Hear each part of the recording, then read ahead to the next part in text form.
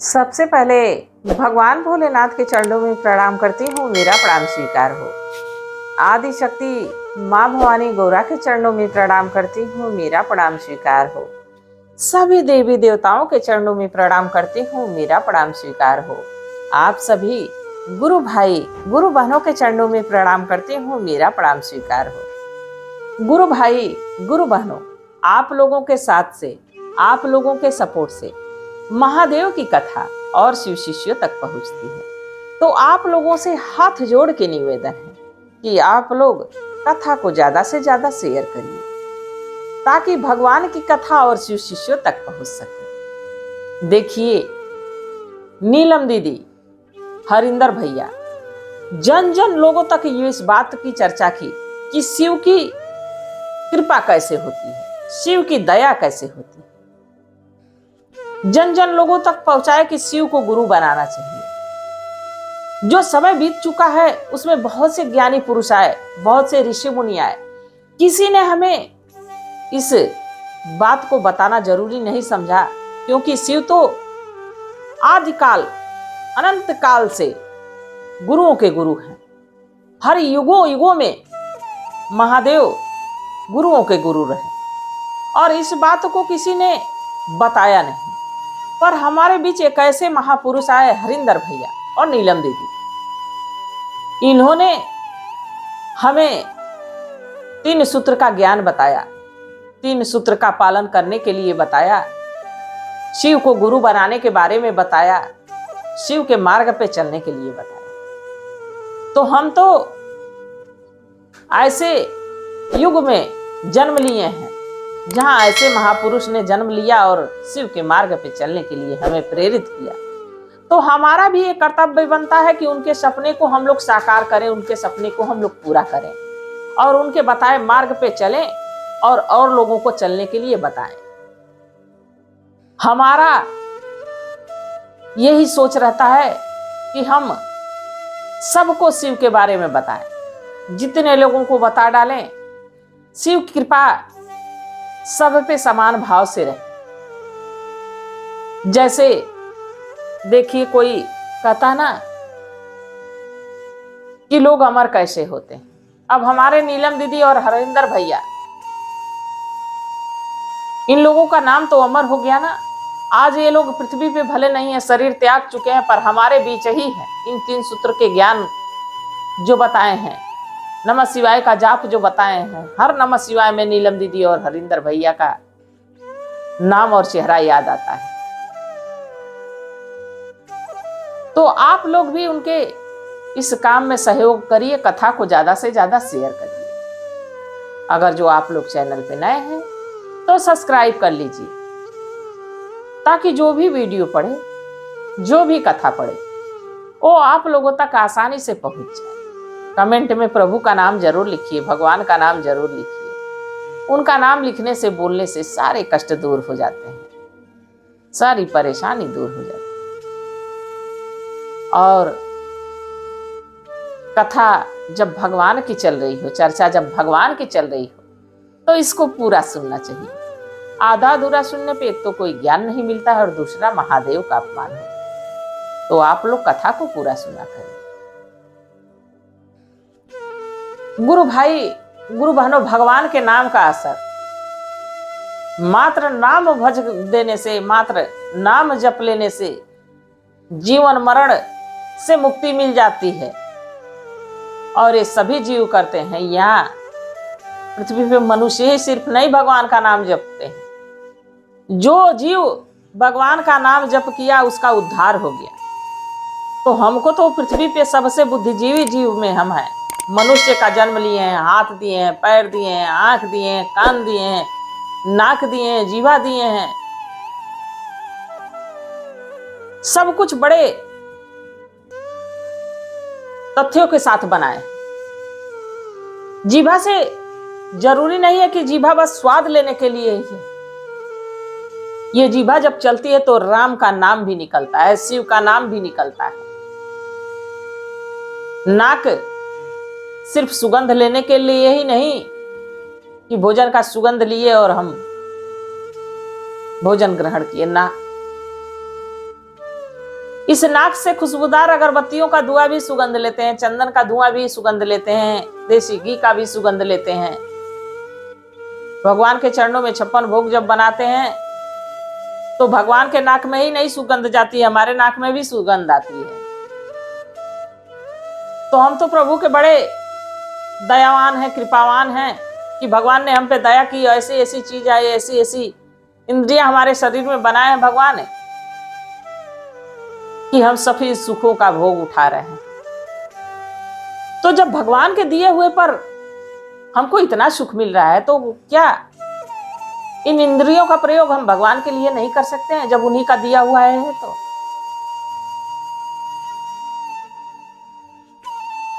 एक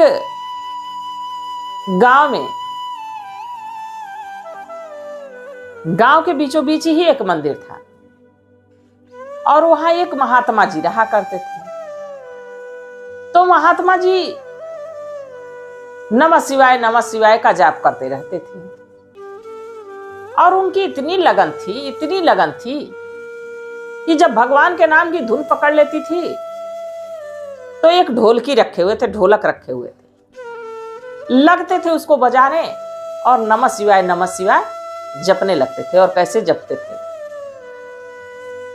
नमः शिवाय नमः शिवाय नमः शिवाय नमः शिवाय नमः शिवाय नमः शिवाय नमः शिवाय नमः शिवाय नमः शिवाय नमः शिवाय नमः शिवाय नमः शिवाय नमः शिवाय नमः शिवाय नमः शिवाय। महात्मा जी अपने उस कुटिया में बैठ के भगवान का नाम जब उनको धुन चढ़ती थी तो ले ढोलक बजाते थे और खूब नमः शिवाय करते रहते। तो कुछ लोगों को तो उस नमः शिवाय का इंतजार रहता था कि कम से कम महात्मा जी के मुख से हम लोग नमः शिवाय की वाणी हमारे कान में जा रही। बाकी कुछ लोगों को बड़ी परेशानी होती है इन धार्मिक चीजों से, उनको इरिटेशन होती है, उनको टेंशन परेशानी होती है कि ये आवाज हमारे कानों में गूंज रही। एक वही मंदिर के पास का एक व्यक्ति आया एक दिन महात्मा जी के पास, कहा आपको तो कोई काम काज रहता नहीं है, आप तो दिन भर इस मंदिर में बैठे रहते हो और नमः शिवाय ढोलक बजाते रहते हो, आपको पता है कि इससे कितना हमको परेशानी होती है? तो महात्मा जी कहे कि क्या आपको परेशानी होती है? तो भगवान का नाम है, मैं सुमिरन करता हूं और मैं जब तक जीवित रहूंगा तब तक करता ही रहूंगा। तो व्यक्ति कहा कि अच्छा आप बताइए इससे आपको फायदा क्या है, इससे लाभ क्या है आपको? तो कहे कि ये राम नाम के नाम से, नमः शिवाय के नाम से ही तो हमारा पूरा जीवन बीत रहा है। तो कहे कि हमको तो दिन भर काम काज करने जाना रहता है, दिन में काम करो और रात की आपकी किचकिच सुनो, नमः शिवाय हम तो ऊब गए। अगर जो हम आपके भगवान का नाम लें, ये नमः शिवाय करें तो क्या हमको भोजन देंगे? क्या हमारी परेशानी दूर होगी? महात्मा जी कहे कि हमें तो विश्वास है और हमारा तो जो जीवन बीत चुका सब उनके नाम पे ही बीत चुका, और उसी विश्वास पर मैं विश्वास करके कह रहा हूं कि आप भी भगवान का नाम जप लो, आपका भी उद्धार हो जाएगा। तो वो व्यक्ति कहा कि मैं चैलेंज आपको दे रहा हूं, क्या आपको चैलेंज एक्सेप्ट है कि मैं भगवान का नाम लूंगा तो क्या भगवान हमको भोजन कराएगा? अगर जो भोजन करा देता है तो मैं सदा के लिए भगवान का हो जाऊंगा। महात्मा जी कहे कि बिल्कुल हमें तो भरोसा है। अब महात्मा जी के साथ वो भी बैठ गया। महात्मा जी ढोलक बजा आ नमः शिवाय का जाप करने लगे। और कैसे करने लगे? नमः शिवाय, नमः शिवाय, नमः शिवाय बोलो, नमः शिवाय, नमः शिवाय बोलो, नमः शिवाय बोलो, नमः शिवाय बोलो, नमः शिवाय बोलो, नमः शिवाय बोलो, नमः शिवाय बोलो, नमः शिवाय, नमः शिवाय बोलो। अब नमः शिवाय गाने लगे और ढोलक बजाने लगे, और साथ में वो व्यक्ति भी महात्मा जी के साथ नमः शिवाय, नमः शिवाय, नमः शिवाय, नमः शिवाय दिन भर जपता रहा। शाम हो गई, धीरे धीरे शाम के 4 बज गए। वो व्यक्ति सोचा कि अभी तक तो भोजन पानी की व्यवस्था हुई नहीं, देखते हैं इनके भगवान जी कैसे हमको भोजन कराते हैं। वो आश्रम से बाहर निकले, उस कुटिया से बाहर निकले, सोचे घर जाऊंगा तो बाल बच्चे जो हमारी पत्नी है वो हमको भोजन करा देगी, घर नहीं जाऊंगा। वो घर के बजाय जंगल के तरफ निकल पड़े।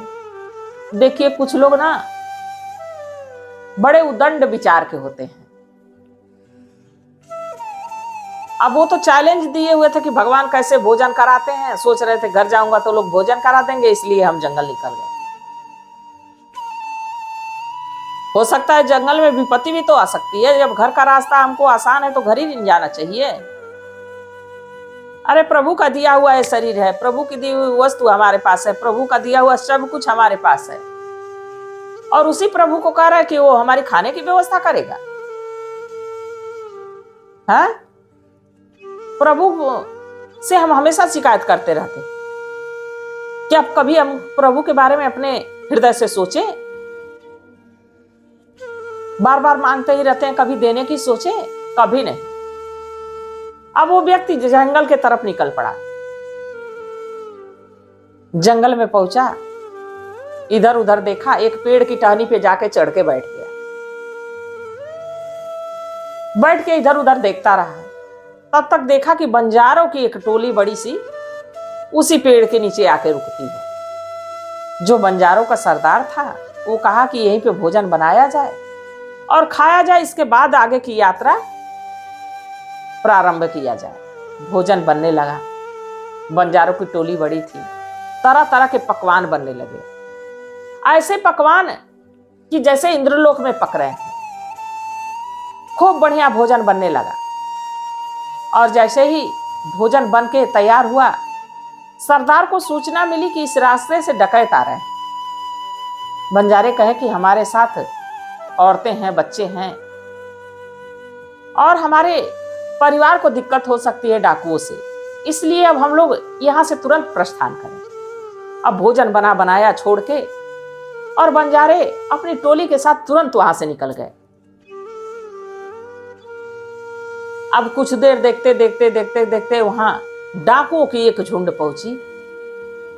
खाना इतना खुशबूदार था कि कुछ मीटर दूरी तक उसकी सुगंध फैल रही थी। डाकू जब उस पेड़ के पास पहुंचे तो देसी घी की सुगंध मामा मामा चारों तरफ, खूब बढ़िया भोजन, स्वादिष्ट भोजन का खुशबू आ रहा है। डाकू कहे कि खुशबू तो बड़ी अच्छी है और भूख भी बड़ी जोर की लगी, क्यों ना हम लोग भोजन कर लें।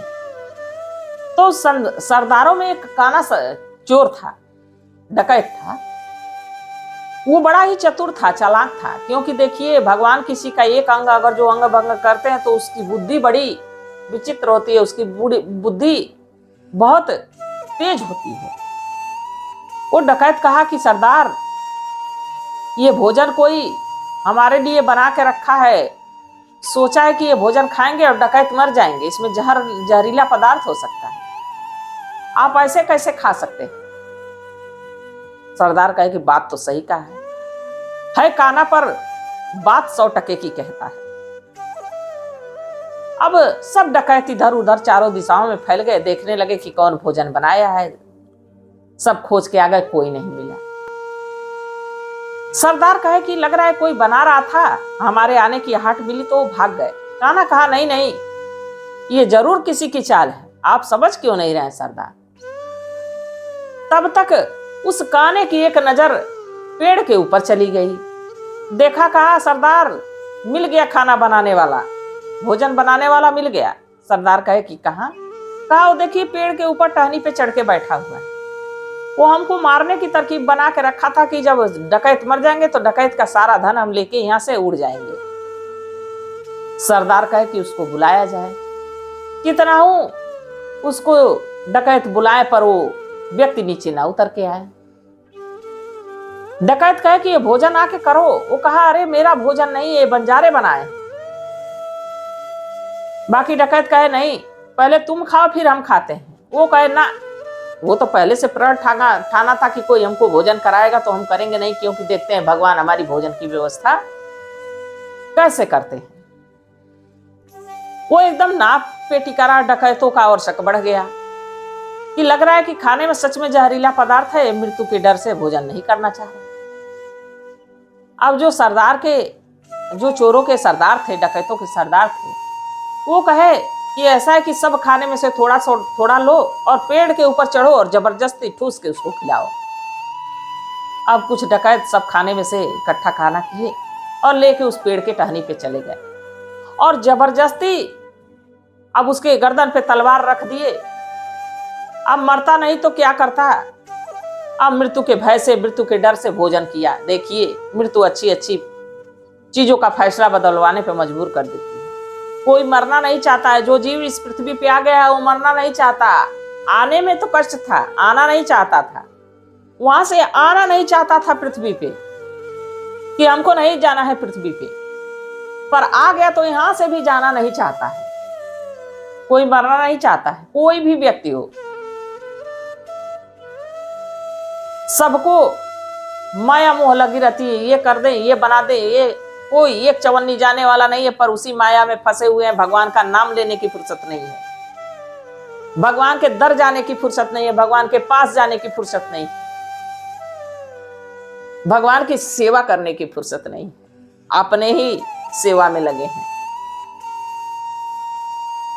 अब मृत्यु के डर से वो व्यक्ति भोजन तो कर लिया।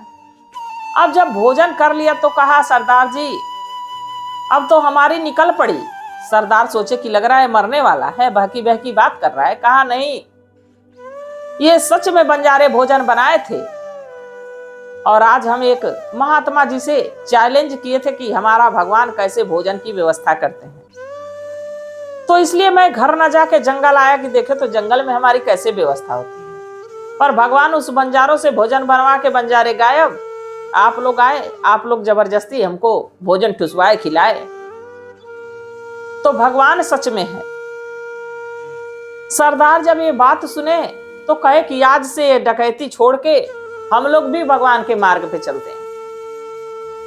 और उस महात्मा जी से ज्यादा जो ये व्यक्ति था वो भगवान के नाम को जप करने लगा। कहा कि भगवान दिखते नहीं है पर सब में समाहित हैं, सब में बैठे हुए। तो महात्मा जी नाम जप से इतने लोगों को सुधार दिए, इतने लोगों को बता दिए भगवान के महिमा का गुणगान कि मात्र नाम जप से क्या सुख मिल सकता है। तो भगवान के नाम में बड़ा सुख है, बड़ा आनंद है। और जो भगवान के नाम को सुमिरन करने लगे, जो भगवान को याद करने लगे, जब भगवान की बाहें हम स्वयं पकड़ लेंगे तो भगवान कब तक छुड़ा के हमसे भागेंगे दूर। एक ना एक दिन वो अपने हृदय से लगा ही लेंगे। तो आप लोग भी नमः शिवाय का जाप किया करिए, जब भी ध्यान आ जाए, जब भी याद आ जाए। और इस नमः शिवाय के जाप से सारे दुखों से, सारे टेंशनों से, सारे जो हमारी परेशानियां है उससे मुक्ति मिल सकती है। तो गुरु भाई, गुरु बहनों, आप लोगों को कथा कैसी लगी जरूर बताइएगा। मैं भी महादेव से प्रार्थना करती हूँ कि हे भोलेनाथ, हे शिव गुरु, जो इस कथा को देख रहे हैं, सुन रहे हैं, सभी गुरु भाई, सभी गुरु बहनों पे अपनी दया दृष्टि बनाए रखें। इसी कामना के साथ हर हर महादेव।